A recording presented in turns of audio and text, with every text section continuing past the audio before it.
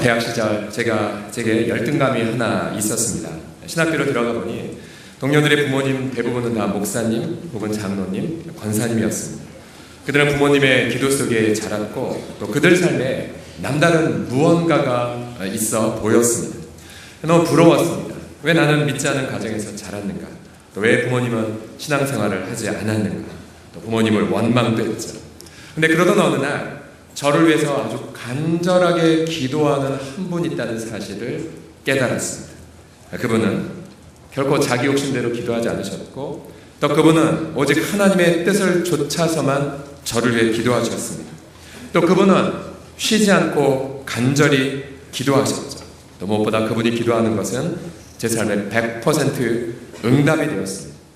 제가 그분이 누군지 소개해 드릴까요? 바로 그분의 이름은 예수 그리스도이십니다. 오늘 본문을 보게 되면 예수님은 그런 장엄한 기도를 남기셨죠. 오늘 이 기도를 가리켜 예수님의 대제사장적 기도라고 말합니다. 한번 따라 하시겠습니다. 예수님의 대제사장적 기도. 시작. 예수님의 대제사장적 기도. 오늘 본문에서 예수님은 반드시 응답되는 기도 세 가지를 지금 말씀하고 계십니다. 첫 번째, 반드시 응답되는 예수님의 기도는 영생을 주소서라는 기도 제목입니다. 영생을 주소서. 3절에서 영생을 가리켜 곧 유일하신 참 하나님과 그의 보내신 자 예수 그리스도를 아는 것이라고 정의를 내리셨죠. 바로 영생이란 자신의 독생자를 아낌없이 주신 하나님 아버지를 아는 것이며, 또 영생이란 바로 하나님 보내신 예수 그리스도께서 나의 죄를 위해 죽으셨다는 것을 믿는 것이죠. 즉 영생은 바로 하나님과의 친밀한 관계를 뜻합니다. 그런데 2절을 보시면 예수님은 이 영생을 우리 만민에게 주기 위하여 이 만민을 다스리는 권세를 받았다고 말합니다. 즉 예수님은 하나님 아버지께 받은 영혼 한 명 한 명, 저와 여러분을 비롯하여 한 명도 잃어버리지 아니하시고 반드시 영생을 얻게 만드십니다. 그러게 여러분, 이 자리에 저와 여러분이 예수 그리스도를 믿게 된 것, 누구의 기도 때문이겠습니까? 바로 예수님의 기도 때문이죠. 또 우리가 어떻게 하나님의 사랑을 깨닫게 되었습니까? 바로 예수님의 기도 때문이었죠. 지난 새제명 축제가 지나고 나서 한동안 성도들의 감사헌금 봉투 제목에 이런 제목들이 계속 올라왔어요. 예를 들어 자신의 초대한 VIP가 왔고 또 그 VIP가 새제명 축제 기간 예수님을 영접한 그 감사, 혹은 자신의 자녀가 와서 예수님을 영접했던 그 감사, 또 오래된 장결자가 와서 그 새제명 축제 때부터 열심히 신앙생활을 하고 있는 감사, 또 젊은 시절 신앙생활을 했다가 20년 이상 쉬었는데 다시 시작한 분에 대한 감사. 반드시 응답되는 예수님의 기도 때문이었죠.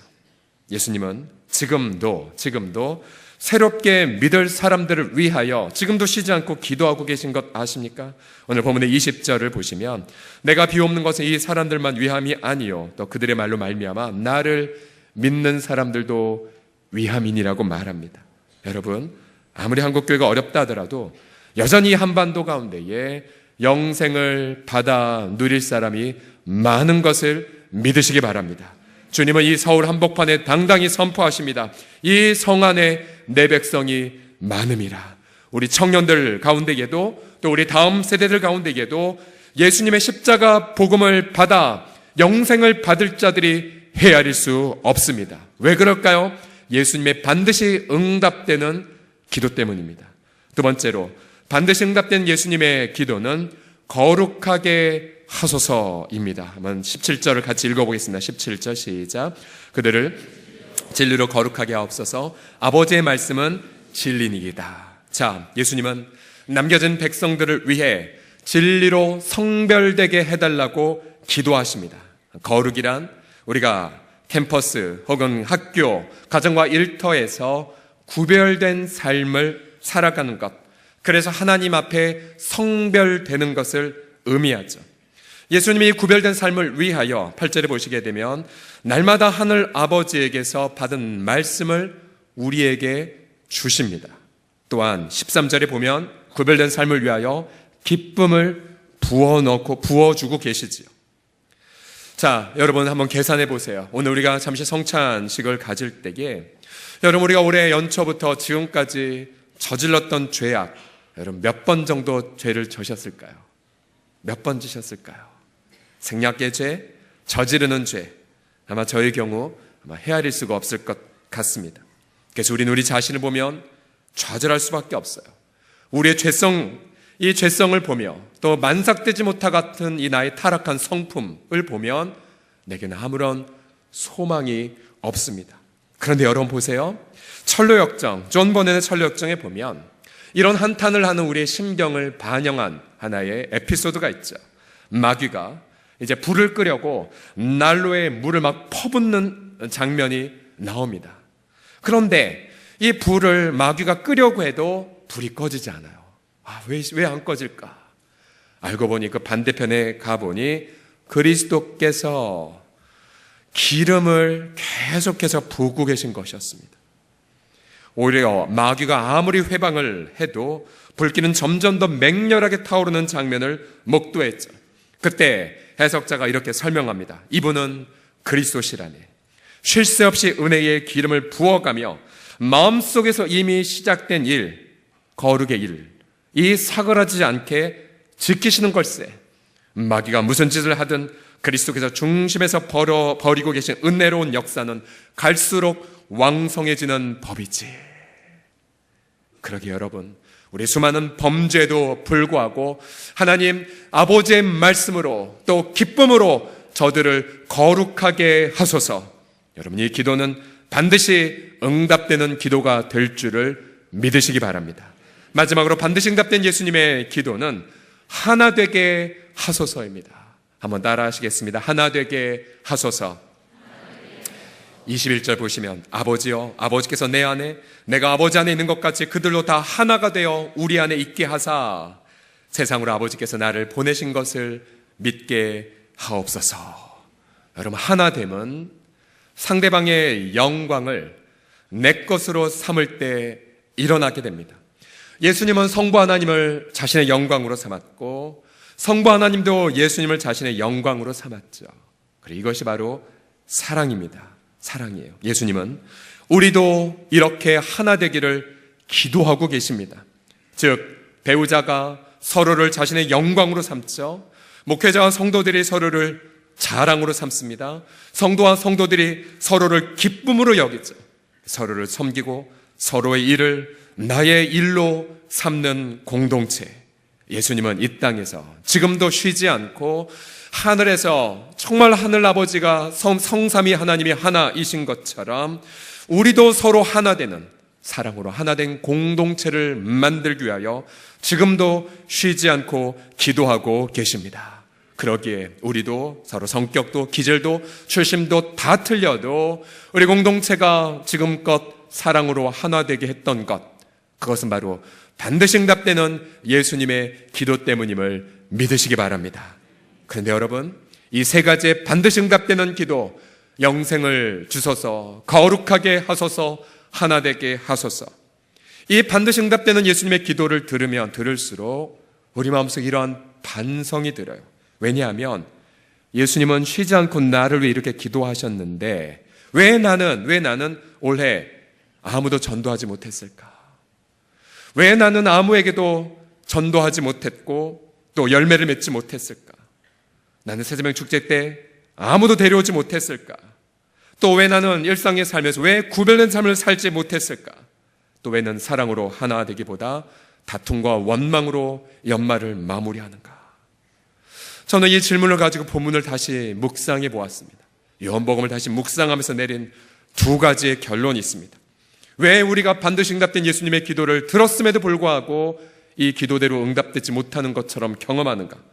첫 번째로는 우리가 예수님처럼 기도하지 않아서입니다. 예수님처럼 기도하기보다 육신의 정욕을 위해 기도했지요. 예수님처럼 기도하기보다는 바쁘다는 핑계로 기도를 하지 않았기 때문입니다. 여러분 보세요. 바빠서 기도하지 못하는 것이 아니라 내 자신을 신뢰했기 때문에 기도를 안 한 것입니다. 얼마나 새벽에 부르짖으셨습니까? 얼마나 하나님 앞에 수요예배나 금요심야에 나와서 주 앞에 엎드리셨습니까? 여러분, 우리가 부르짖지 않는다면 때로는 고난과 징계 속에서 어쩔 수 없이 기도할 수 있는 환경에 내몰리게 되는 경우도 경험하지 않으셨습니까? 또 한 가지는 왜 예수님의 기도가 내 생에 응답되지 않는가? 한 가지 이유가 더 있어요. 그것은 예수님처럼 죽지 않아서입니다. 예수님 오늘 17장 이런 기도를 들으시고 나서 아버지의 주시는 잔을 내가 마시겠다고 하시며 십자가 처형의 길을 걸으셨죠. 자신의 뜻을 내려놓고 아버지의 뜻을 이루기 위해 죽음의 잔을 마셨습니다. 그분은 속죄제물이 되셨고 화목제물이 되셨죠. 바로 예수님께서 그 죽으심을 통하여 하나님의 모든 뜻을 완벽하게 성취하셨죠. 그래서 예수님의 죽음을 통해 그의 모든 기도는 분명한 실체가 되었습니다. 그러게 오늘 이 마지막 남은 올해의 이 30분의 기간 동안 여러분들 올 한 해를 돌이켜 보시면서 날마다 예수 그리스도께서 이 거룩이라는 기름을 부어주고 계신데 왜 난 삶은 거룩의 열매를 맺지 못했는가? 난 올 한 해 과연 얼마나 예수님의 이 기도를 드렸는가? 날마다 주님 우리를 거룩하게 말씀을 부어주고 계신데 우리는 말씀에 그 귀를 닫아버린 채 다른 핑계를 대고 주님을 신뢰하기보다 육신을 신뢰했다면 회개하셔야 됩니다. 그리고 오늘 이런 결단을 하십시오. 주님, 내가 예수님의 기도를 하겠나이다. 주님, 내가 예수님처럼 죽음을 내가 이루겠나이다. 주님 말씀하신 것처럼 누구든지 나를 따라오려거든 자신을 부인하고 또 자기 십자가를 지고 나를 좇을 것이니라고 말씀하고 계시지요. 오늘 이 시간 우리가 성찬식을 통하여 우리는 우리 모든 죄를 회개하는 시간을 갖고자 합니다. 한 해 동안 예수님처럼 기도하는지 않았던 죄악을 회개하시고 또 예수님처럼 죽지 않은 것도 회개하십시오. 복음 전도의 예매를 맺지 못하는 죄악도 자백하시고 또 구별된 삶을 살지 않았던 것도 철저하게 토설하십시오. 또 무엇보다 부부간에, 부모 자녀간에, 또 공동체 안에서 사랑으로 하나 되지 못한 삶도 자백하십시오. 이 시간 우리 함께 성찬을 준비하고 성찬을 대하기 전 우리 함께 머리 숙여 우리 함께 시간 회개하는 시간들을 갖도록 하겠습니다. 우리 다 같이 머리 숙여 함께 통성으로 기도할 때에 주님, 내가 주님의 기도를 하겠나이다. 또 주님의 길을 걷겠나이다. 나를 받아 주시옵소서. 내 기도가 아니라 반드시 응답된 예수님의 기도를 신뢰하며 주 앞에 나아가나이다. 이 시간 함께 주여 한번 부르고 우리 통성으로 함께 기도하면서 우리 성찬을 준비합시다. 함께 주여 한번 부르겠습니다. 주여.